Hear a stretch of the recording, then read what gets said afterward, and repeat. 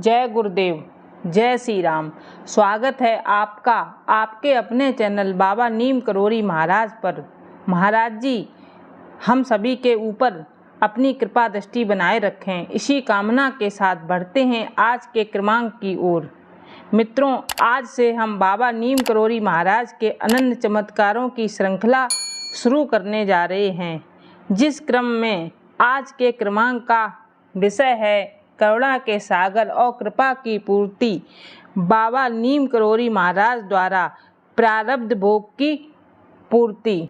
मित्रों, बात उस समय की है जब श्री राम रतन वर्मा एडवोकेट मैनपुरी के घर महाराज जी 1938 से आया जाया करते थे। आपकी कन्या शांति विवाह योग्य हो चली थी। लड़की की जन्मपत्री में सप्तम स्थान में मंगल था और ज्योतिषियों का कहना था कि यदि उसे मंगली लड़का प्राप्त न हुआ तो उसका वैवाहिक जीवन अधिक से अधिक 4 वर्ष का होगा। वर्मा जी को मंगली लड़का प्राप्त होना ही नहीं था, इस कारण ऐसा संयोग बन पा रहा था। एक दिन बाबा उनके घर पधारे। शांति जी उनके लिए रोटी बना रही थी। महाराज वर्मा जी से बोले, लड़की का विवाह कर दे। वर्मा जी ने बताया उन्हें अपने प्रयास में कहीं सफलता नहीं मिल पा रही है। बाबा ने लड़की को रसोई घर से बुलवाया और उसका हाथ देखने लगे।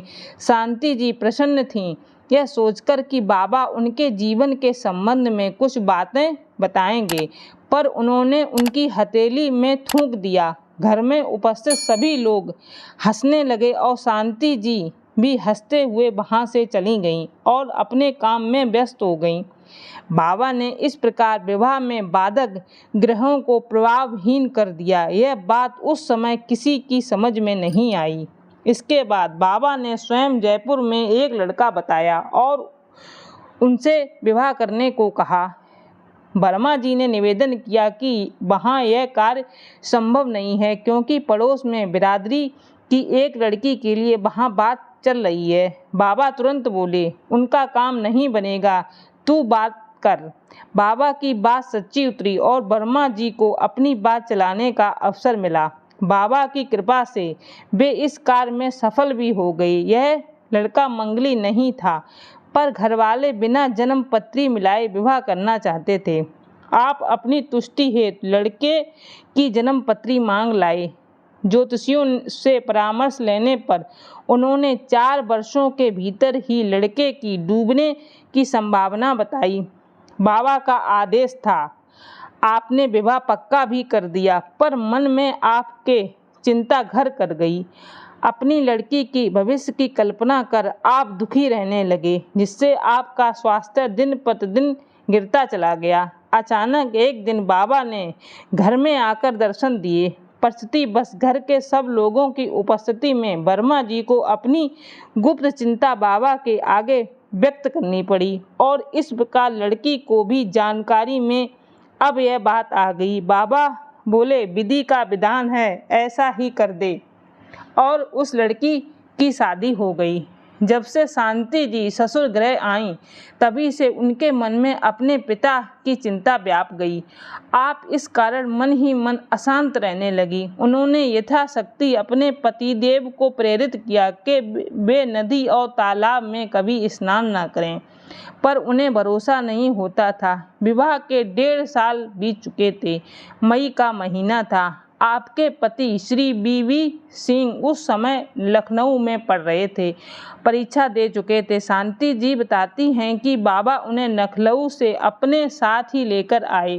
घर आने पर जमुना स्नान को गए और साथ में सिंह जी और उनके बुआ के लड़के को भी ले गए। जमुना में नहाने का सिंह जी में साहस ना था, पर बाबा के कहने पर उन्हें नदी में उतरना ही पड़ा। वे किनारे में ही थोड़े जल में स्नान करने की सोच रहे थे, पर बाबा ने उन्हें अपने आगे खड़ा कर दिया और जानबूझकर पीठ में धक्का दिया और उन्हें धारा में बहा दिया।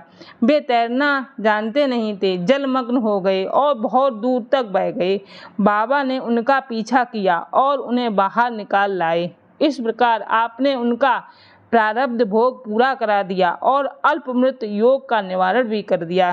शांति जी कहती हैं, मैनपुरी वापस आने पर बाबा बाबूजी से मिले, ले अपने कुंवर साहब को। अब 4 साल बाद भी कुछ नहीं होने वाला।